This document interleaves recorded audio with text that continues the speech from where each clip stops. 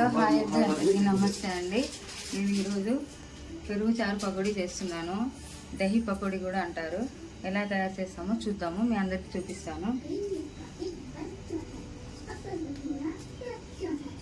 ఒక 1/4 కిలో శనగపిండి తీసుకున్నా, ఒక 2 ఆనియన్స్ తీసుకున్నా, ఒక 4-5 పచ్చిమిర్చి తీసుకున్నా. మనం పిండిలో వేసుకున్నాం. ఇప్పుడు అలాగే ఇందులో కొంచెం కొద్దిగా వామ వేసుకుందాం. కొద్దిగా జీలకర్ర కూడా వేసుకుందాం.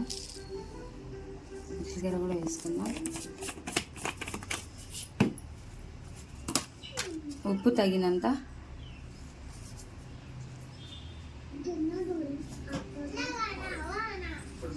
ఉప్పు, కొద్దిగా పసుపు,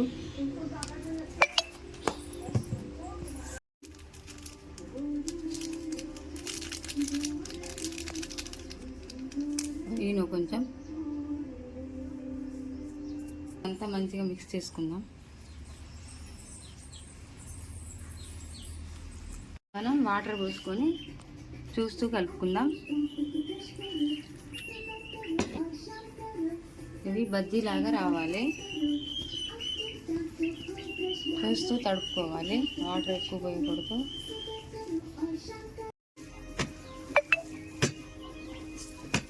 ఎప్పుడు పిండి మొత్తం ఇలా తడుపుకొని పక్కన పెట్టుకుందాము.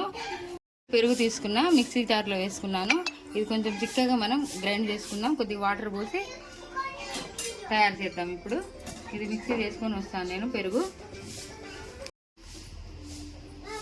ఇప్పుడు మనం పెరుగు గ్రైండ్ చేసుకున్నాము. ఇదిగోండి, ఒక స్టీల్ బౌల్ తీసుకున్నా, అందులో వేస్తున్నాను. మరీ చిక్కగా లేకుండా, పెరుగు అయితే బాగోదు కదా, అందుకని కొంచెం మనం ఇప్పుడు కొన్ని వాటర్ పోసేసుకుందాం. తగినంత వాటరు, మరీ చిక్కగా లేకుండా, పచ్చగా లేకుండా, చిక్కగా మామూలుగా వేసుకుందాం. కొంచెం వాటర్, ఎందుకంటే మనం పకోడీ వేస్తాం కాబట్టి మొత్తం పీల్చుకుంటుంది, అందుకే కొద్దిగా ఎక్కువ వేసాం వాటర్. సాల్ట్ వేసేసుకొని తాలింపు వేసుకోవడమే. ఇప్పుడు మనం పకోడీ ఎలా చేయాలో చూపిస్తాను. రెడీ చేద్దాం. ఇప్పుడు పెరుగు చారు తాలింపు వేయడానికి కొంచెం ఆయిల్ తీసుకున్నా. తాలింపు వేసుకొని పక్కన పెట్టి మనం పకోడీ చేద్దాం. ఇంకా కొంచెం ఆయిల్ వేద్దాం, సరిపోదు. తాలింపు గింజలు, అలాగే కొంచెం జీలకర్ర, కరివేపాకు ఒక కాడ తీసుకున్నా,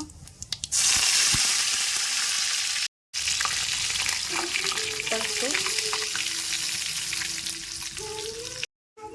మనం పెరుగు చారు చేసుకొని పెట్టుకున్నాం కదా, ఇందులో ఇప్పుడు నేను తాలింపు వేసేసుకున్నా.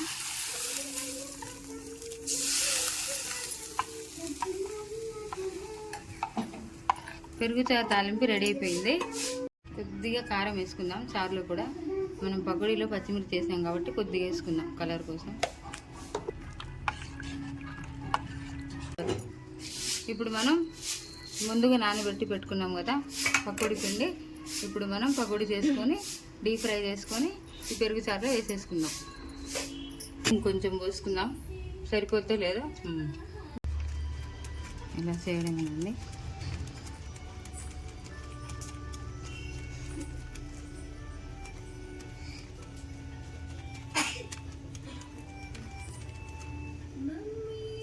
కొంచెం ఆయిల్ పెడుతూ చేసుకోవాలి, లేకుంటే అతుక్కుపోతాయి చేతికి.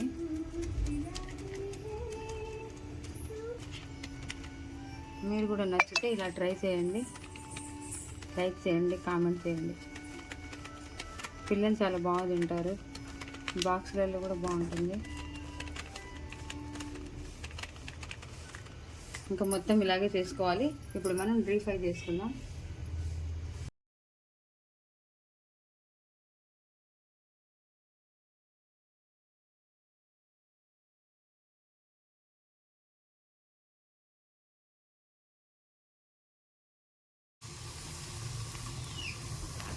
అంతేనండి, మొత్తం ఇలాగే డీప్ ఫ్రై చేసుకొని మనం ముందుగా చేసి పెట్టుకున్నాం కదా పెరుగు చారులో వేసేసుకోవాలి.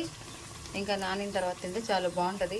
పెరుగు చారు సల్వా కూడా ఇప్పుడు సమ్మర్ కదా, ఇంకా నేను ఏంటో ఇలా నడుచుకోవడానికి బాగుంటుందని ఇలా చేస్తున్నాను, మీకు బాగుంటుంది.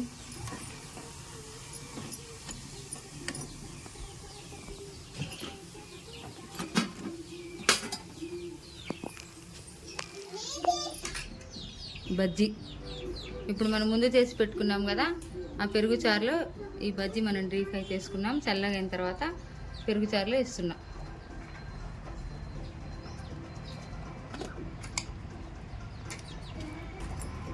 ఇవి కొంచెం నానితే చాలా బాగుంటాయి. మనం అన్నం తినేటప్పుడు అన్నంలో సూపర్ ఉంటుంది. మీకు నచ్చితే లైక్ చేయండి, కామెంట్ చేయండి. మీరు కూడా ఇలాగే చేసుకోండి, బాగుంటుంది. అంతే అండి, రెడీ అయిపోయింది.